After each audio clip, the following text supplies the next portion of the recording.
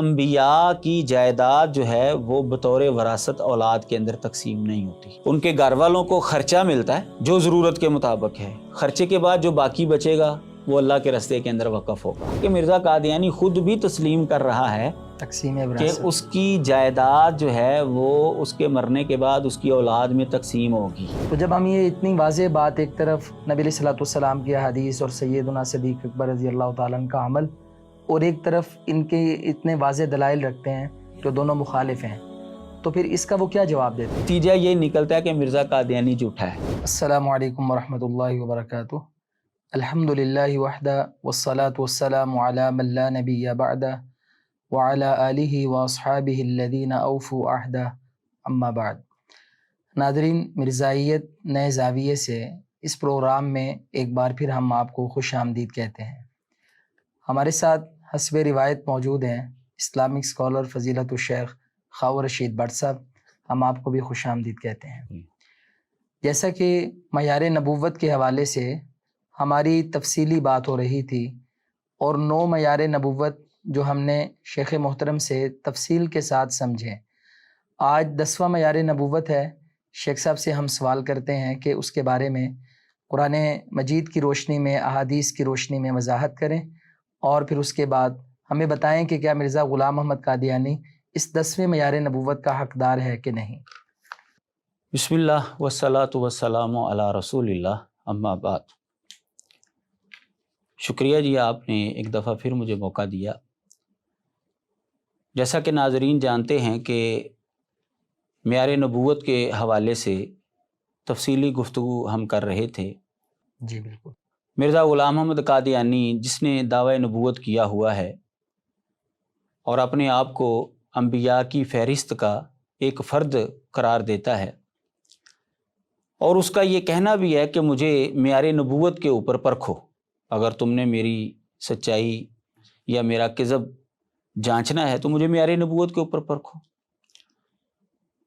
تو 10واں معیار نبوت، پہلے 9 کے حوالے سے تو ہم نے یہ جانا کہ ان میں سے کوئی بھی ایسا معیار نہیں ہے جو مرزا قادیانی کے اوپر فٹ آتا ہو. بے شک. 10واں معیار نبوت جو ہمیں معلوم ہوتا ہے اسلام سے وہ یہ کہ رسول اللہ صلی اللہ علیہ وسلم جب دنیا سے رخصت ہوئے تو سیدہ فاطمہ رضی اللہ تعالی عنہا حضرت ابوبکر صدیق رضی اللہ تعالیٰ عنہ کے پاس آئیں اور آ کر وراثت مانگی کہ میرے والد فوت ہوئے ہیں، اللہ کے نبی ہیں، اللہ کے رسول ہیں، تو ان کی جائیداد میں سے جو میرا حصہ بنتا ہے وہ مجھے دیں. تو حضرت ابوبکر صدیق رضی اللہ تعالیٰ عنہ نے سیدہ فاطمہ رضی اللہ تعالیٰ عنہ کو نبی علیہ الصلوۃ والسلام کا فرمان سنایا کہ انہوں نے نبی علیہ الصلوۃ والسلام کی یہ حدیث مبارکہ ان کے سامنے رکھی کہ میں آپ کو وراثت نہیں دے سکتا، جائیداد نبی علیہ الصلوۃ والسلام کی وہ بطور وراثت تقسیم نہیں ہو سکتی، کیونکہ پیارے پیغمبر کا فرمان ہے لا نورث ما ترکنا فہو صدقہ. ہم وارث نہیں بنائے جاتے. ہم نبیوں کی جماعت کو اللہ تبارک و تعالیٰ نے یہ احکامات دیے ہیں کہ ان کی وفات کے بعد ان کی جائیداد بطور وراثت تقسیم نہیں ہوتی. جو ہم چھوڑ کر جاتے ہیں وہ صدقہ ہوتا ہے. سیدہ فاطمہ رضی اللہ تعالیٰ عنہ یہ حدیث مبارکہ سن کر جو خاموشی اختیار کر جاتی ہیں. کہ بعض لوگوں کا یہ خیال ہے کہ وہ ناراض ہو گئیں، حالانکہ یہ تو اہل بیت کی توہین ہے کہ رسول اللہ صلی اللہ علیہ وسلم کا فرمان سن کر وہ ناراض ہو جائیں. اللہ، یہ تو خیر ان کا ایمانی لیول ہے جو یہ حضرت فاطمہ رضی اللہ تعالیٰ عنہ کے حوالے سے یہ خیال کرتے ہیں. وہ دراصل حضرت ابوبکر رضی اللہ تعالیٰ عنہ کی توہین کرنا ان کا مقصود ہے، لیکن حقیقت کے اندر وہ حضرت فاطمہ کے اوپر جو ہے وہ طعنہ زنی کر رہے ہوتے ہیں. جبکہ ہمارا تو واضح موقف ہے کہ انہوں نے اس موضوع کے اوپر کبھی گفتگو نہیں کی پھر دوبارہ، کیونکہ نبی علیہ الصلوۃ والسلام کی جب حدیث آ گئی، فرمان آ گیا، تو انہوں نے خاموشی اختیار کر لی. اور پھر واقعات کو اگر دیکھیں تو وہاں سے بھی پتہ چلتا ہے، جب سیدنا علی رضی اللہ تعالیٰ عنہ کی حکومت آئی، ان کا دور خلافت آیا، تو انہوں نے بھی بطور وراثت اس جائیداد کو تقسیم نہیں کیا۔ اس کا مطلب یہ ہے کہ ان کو پتہ تھا کہ بھئی اب نبی کی حدیث آ گئی ہے تو ہم کیسے تقسیم کر سکتے، مانا کہ مکمل اختیارات رکھتے تھے۔ مکمل اختیارات تھے ان کے پاس۔ بہرحال یہ تو ایک ضمنی سی بات آ گئی۔ اس حدیث سے ہمیں یہ بات معلوم ہوتی ہے کہ رسول اللہ صلی اللہ علیہ وسلم کی جائیداد جو ہے وہ بطور وراثت تقسیم نہیں ہو سکتی ان کی اولاد کے اندر، ان کی بیگمات کے اندر۔ اسی طرح حضرت ابو ہریرہ رضی اللہ تعالیٰ عنہ کی حدیث مبارکہ ہے، یہ حدیث جو ہے مسند احمد کے اندر موجود ہے۔ نبی علیہ الصلوۃ والسلام نے فرمایا انا معشر الانبیاء لا نورث، ہم انبیاء کی جماعت ہیں، ہم وارث نہیں بنائے جاتے۔ ما ترکت بعد معونت عاملی و نفقت نسائی صدقہ، جو عاملین ہیں، جو نبی علیہ الصلوۃ والسلام کی ملکیت کے اندر کوئی باغات تھے، باغ فدق وغیرہ اور اس طرح کی چیزیں جو اللہ تعالیٰ نے مال غنیمت میں سے اور مال فیہ میں سے آپ کو جو ہے وہ عطا کیے تھے، تو جو اس کے عاملین ہیں نبی علیہ الصلوۃ والسلام نے فرمایا ان کا خرچہ نکالا جائے گا، میری بیگمات کا خرچہ جو ہے نکالا جائے گا، جو باقی بچے گا وہ صدقہ ہے۔ بے شک اس صحیح حدیث کے اندر بھی یہ بات واضح طور پر معلوم ہو رہی ہے کہ نبی علیہ الصلوۃ والسلام نے یہ اصول بیان کیا کہ ہم انبیاء کی جماعت ہیں، انا معاشر الانبیاء۔ اس کا مطلب یہ ہے کہ انبیاء کی جائیداد جو ہے وہ بطور وراثت اولاد کے اندر تقسیم نہیں ہوتی، ان کے گھر والوں کو خرچہ ملتا ہے جو ضرورت کے مطابق ہے، خرچے کے بعد جو باقی بچے گا وہ اللہ کے راستے کے اندر وقف ہوگا، بے شک وہ بطور جائیداد تقسیم نہیں ہو سکتا۔ جب ہم ان احادیث کو دیکھتے ہیں تو ہمیں یہ معیار ملتا ہے کہ نبی کی جائیداد وراثت کے طور پر تقسیم نہیں ہوتی۔ اب ہم اس کو مرزا غلام محمد قادیانی کے اوپر اپلائی کرتے ہیں۔ کیا مرزا غلام محمد قادیانی کی جائیداد جو ہے وہ بطور وراثت تقسیم ہوئی یا نہیں ہوئی؟ صحیح۔ تو جب ہم قادیانیوں کی کتاب پڑھتے ہیں، مرزے کے بیٹے نے کتاب لکھی مرزا بشیر نے سیرت المہدی، اس کے اندر نمبر ہے جو بیانات وہ لکھتا ہے، روایت نمبر جو ہے وہ 25 ہے، صفحہ نمبر 20 ہے اور حصہ اول ہے۔ اسی طرح احمدیہ پاکٹ بک جو ان کی بڑی معتبر ترین کتاب سمجھی جاتی ہے اور کہہ لیں کہ ان کے سارے مذہب کا جو ہے وہ خلاصہ ہے، اس کے صفحہ نمبر 699 اور 700 جو طبع جدید ہے، تو یہاں پر یہ بات لکھی ہوئی ہے کہ مرزا غلام محمد قادیانی جب مرا تھا تو اس کی جائیداد بطور وراثت اس کی اولاد کے اندر تقسیم ہوئی ہے۔ اللہ اکبر۔ اب ایک طرف تو ہمیں یہ بات معلوم ہو رہی ہے، اصول اور ضابطہ مل رہا ہے نبی علیہ الصلوۃ والسلام کے فرامین میں سے، جو کہ صحیح بخاری کے اندر بھی ہے، مسند احمد کے اندر بھی اور دیگر حدیث کی کتابوں کے اندر، کہ نبیوں کی جائیداد جو ہے وہ بطور وراثت تقسیم نہیں ہوتی۔ اور دوسری طرف ہمیں یہ ثبوت مل رہا ہے کہ مرزا قادیانی کی جائیداد جو اس کے مرنے کے بعد بطور وراثت تقسیم ہوئی ہے۔ اس کا مطلب یہ ہے کہ اس کی اولاد بھی مانتی ہے کہ مرزا قادیانی سچا نبی نہیں ہے۔ بالکل۔ اگر وہ سچا نبی ہوتا تو وہ کہہ کر جاتا میری جائیداد جو ہے بطور وراثت تقسیم نہیں ہوگی، بلکہ مرزا قادیانی نے خود جو ہے اس بات کی صراحت کی ہے کہ میری جائیداد جو ہے نا وہ بطور وراثت جو ہے وہ تقسیم ہوگی۔ مثلا اس کی دلیل جو ہے سیرت المہدی جو مرزا بشیر کی کتاب ہے، اس کا صفحہ نمبر 20 ہے اور حصہ اول ہے، تو وہاں پر ایک واقعہ لکھا ہے۔ واقعہ یہ ہے کہ مرزا قادیانی کی جو پہلی بیوی تھی، جو اس کی رشتہ دار بھی تھی، تو اس سے 2 بیٹے ہوئے تھے اس کے، ایک کا نام سلطان احمد ہے، ایک کا نام فضل احمد تھا۔ اب فضل احمد جو ہے وہ اسلام کی حالت میں ہی فوت ہوا، اس نے مرزا قادیانی کو نبی رسول نہیں مانا، وہ مسلمانی کی حالت میں ہی فوت ہوا۔ اب جب وہ فوت ہوا، مرزا قادیانی کی زندگی میں ہی فوت ہوا، پہلی بیوی سے جو بیٹا تھا فضل احمد، جب وہ مرتا ہے مرزا قادیانی نے اس کا جنازہ بھی نہیں پڑھا۔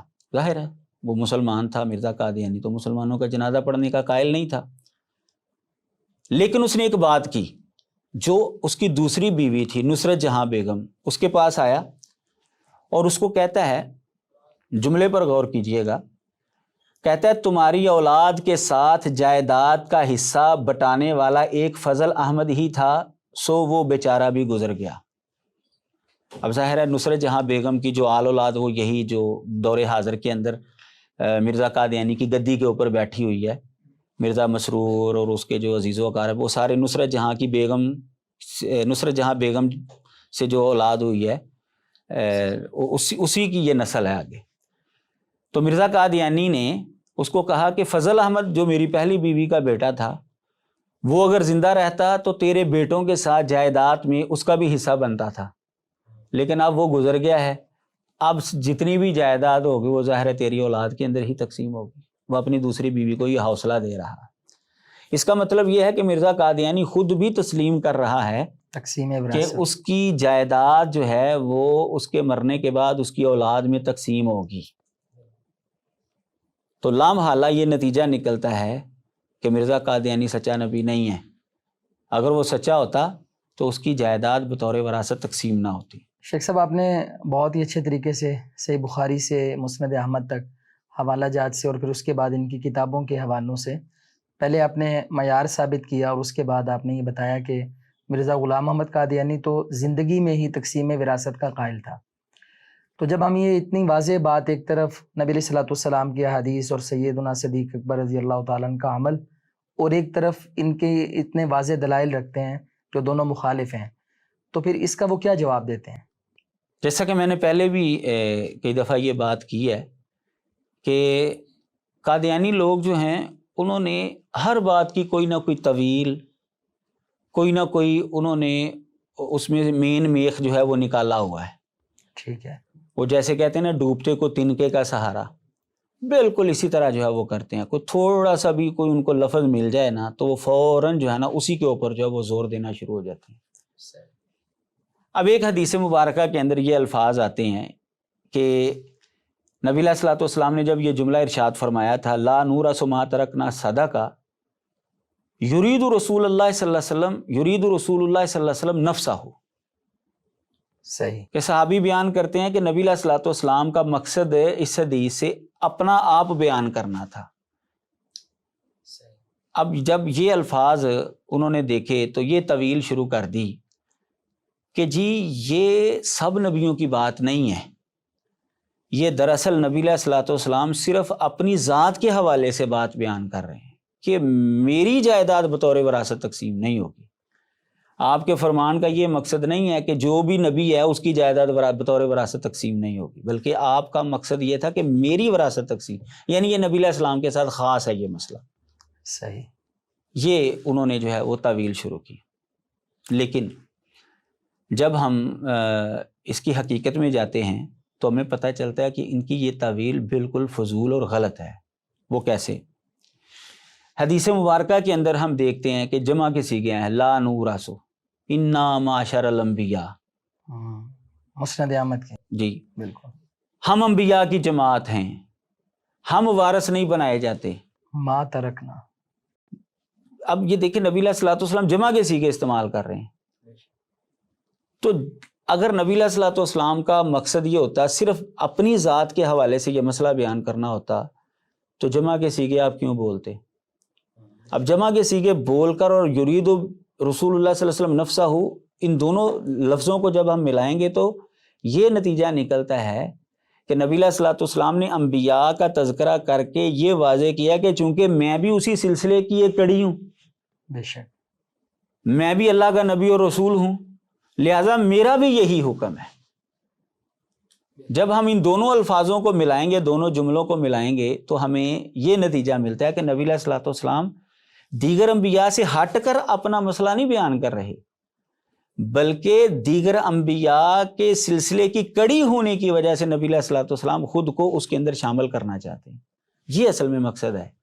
شیخ صاحب اس سے یہ بھی تو مراد ہو سکتا ہے نا کہ نبی علیہ الصلوۃ والسلام یرید رسول اللہ صلی اللہ علیہ وسلم نفسہ سے مراد ہے کہ آپ اہل بیت کو بھی مستثنیٰ کر رہے ہیں۔ کل کو کوئی بندہ یہ بھی کہہ سکتا تھا کہ رسول اللہ صلی اللہ علیہ وسلم والا جو حکم ہے یہ اب آخر تک ان کی اولاد میں چلے گا، تو اس سے اہل بیت بھی مستثنیٰ ہو رہے ہیں۔ اس سے یہ بھی سمجھ آ رہی ہے کہ اس سے مراد صرف رسول اللہ صلی اللہ علیہ وسلم کی ہی ذات ہے۔ یعنی یہ بھی ایک معقول طویل ہے اس کی کہ نبی علیہ الصلوۃ والسلام نے صرف اپنی جائیداد کے حوالے سے یہ اصول بیان کیا ہے، اپنی آنے والی نسل کے حوالے سے نہیں کہ اہل بیت جو ہے نا وہ اگر ان میں سے کوئی فوت ہو جائے تو اس کی وراثت جو ہے وہ آگے منتقل نہیں ہوگی، نہیں، اس کے حوالے سے یہ مسئلہ نہیں ہے، نبی علیہ الصلوۃ والسلام کی ذات کے حوالے سے یہ مسئلہ ہے۔ اس اعتبار سے دیکھیں تو یہ مطلب دو طویلیں جو ہیں، دو اس کے مطلب جو ہیں وہ بالکل معقول جو ہیں وہ سمجھ میں آ رہے ہیں، اور دوسرے دلائل کے مطابق جو ہیں وہ سمجھ میں آ رہے ہیں۔ اچھا، جو میں نے آپ کے سامنے اس کا مطلب بیان کیا ہے وہ ہمیں دوسرے دلائل سے بھی سمجھ میں آ رہا ہے۔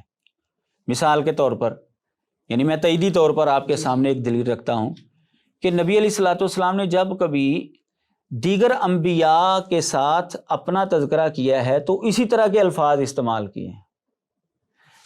سلسلہ صحیحہ کے اندر ایک حدیث ہے، شیخ البانی رحمہ اللہ نے اس کو نقل کیا ہے، 2047 نمبر حدیث ہے کہ نبی علیہ الصلوۃ والسلام نے اسی طرح کے جملے بولے، فرمایا اِنَّ مَعْشَرَ الْأَنْبِيَاءِ يُضَاعَفُ لَنَا الْبَلَاءُ كَمَا يُضَاعَفُ لَنَا الْأَجْرُ، ہم انبیاء کی جماعت ہیں، جیسے ہمارا اجر لوگوں کے مقابلے میں دگنا ہے اسی طرح ہمارے اوپر اللہ کی طرف سے آزمائش بھی زیادہ آتی ہے۔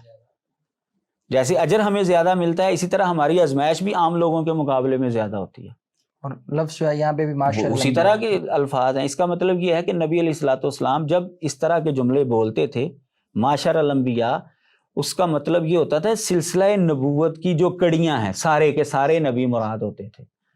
نبی علیہ الصلوۃ والسلام کسی ایک نبی کے حوالے سے تذکرہ نہیں کر رہے ہوتے تھے۔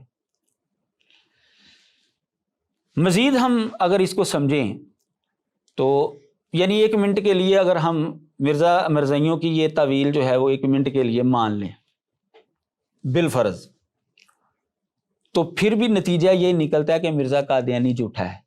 وہ کیسے؟ آپ غور کریں ذرا، جیسا کہ میں نے پہلے بھی آپ کے سامنے یہ موقف رکھا ہے اور ان کے کتابوں کے حوالے سے رکھا ہے کہ قادیانیوں کا اور مرزا قادیانی کا بھی یہی عقیدہ ہے کہ مرزا قادیانی خود محمد رسول اللہ ہے صلی اللہ علیہ وسلم۔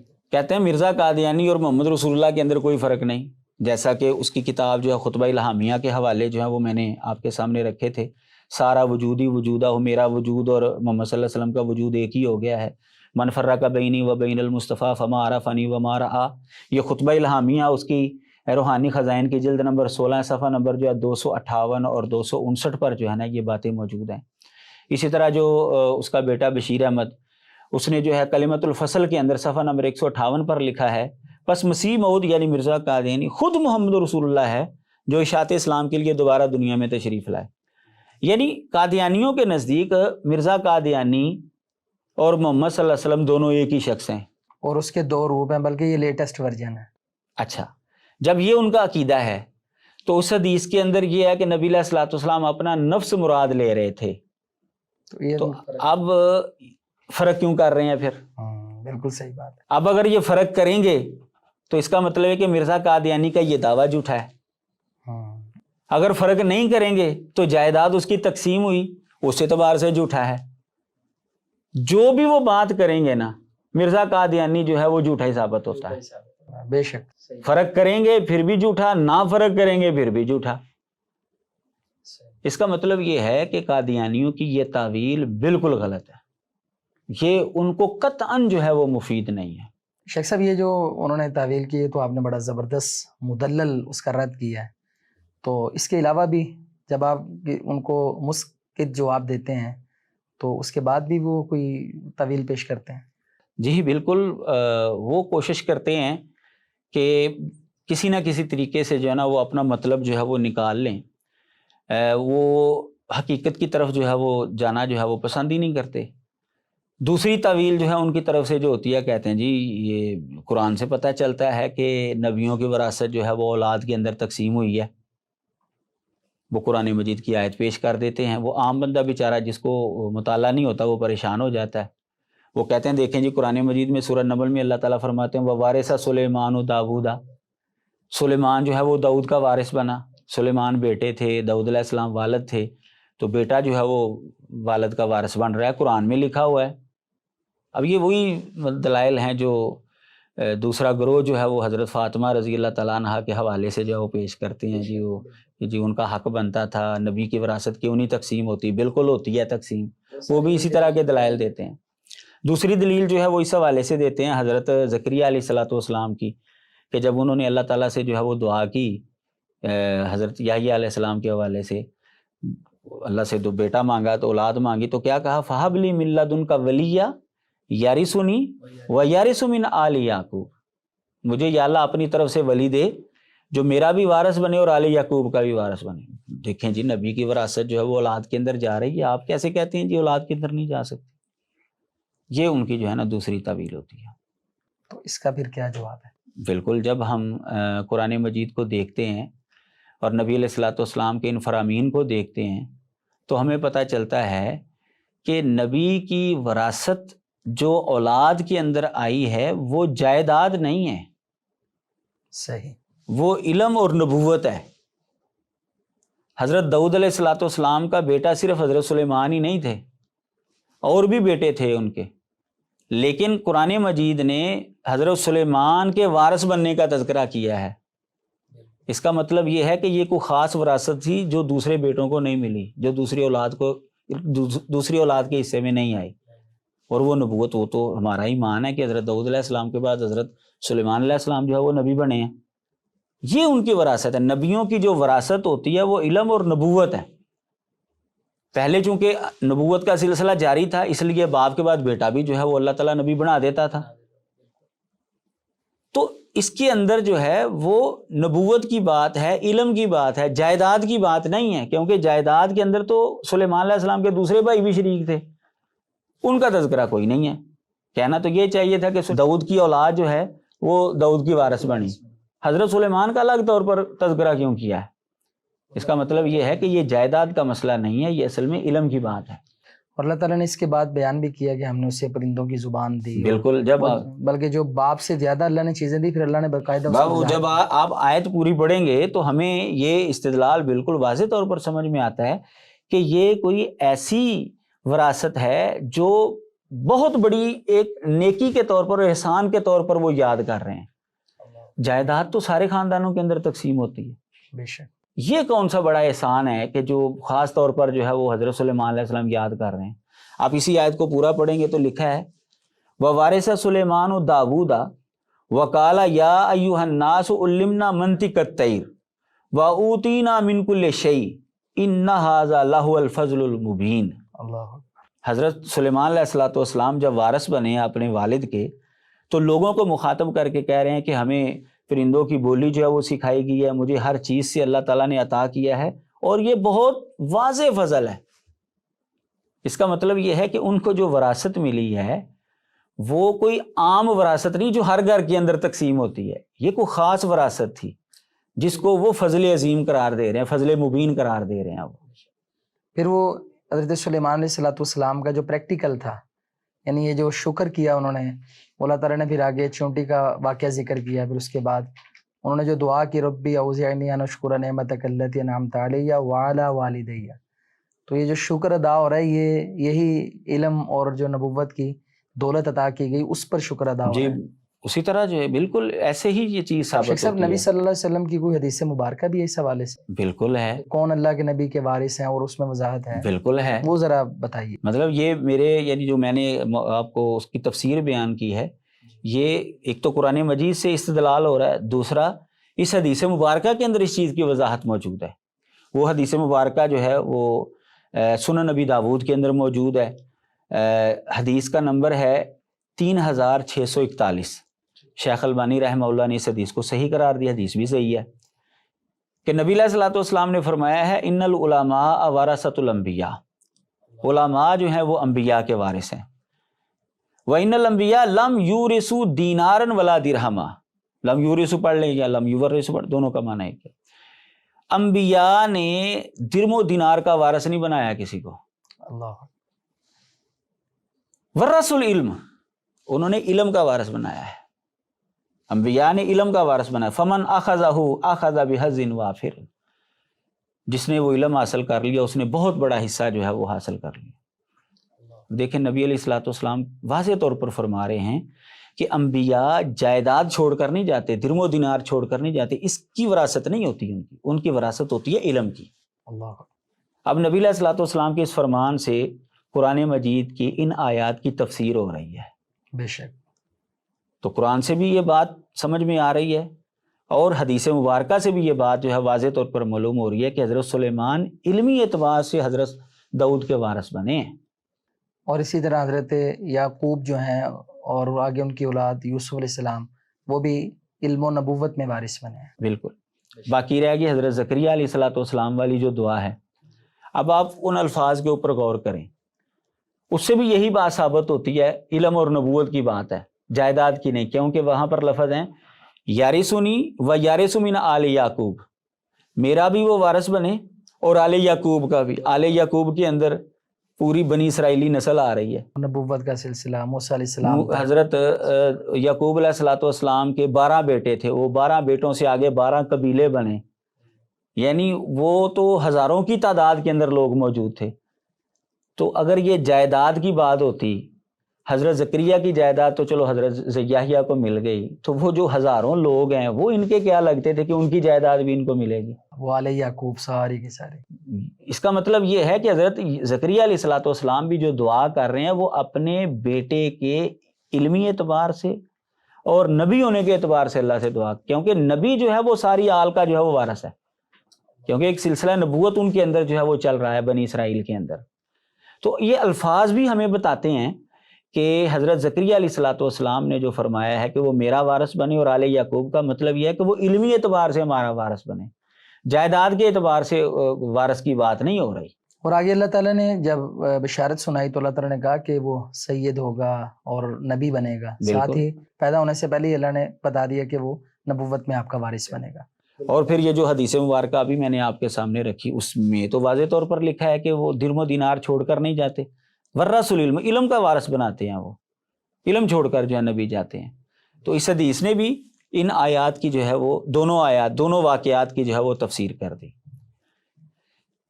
مزید تائید جو ہے وہ یہ تو ہو گئی نا ہمارے دلائل، قرآن سے جو ہمیں بات سمجھ میں آتی ہے، حدیث مبارکہ سے جو بات ہمیں سمجھ میں آتی ہے۔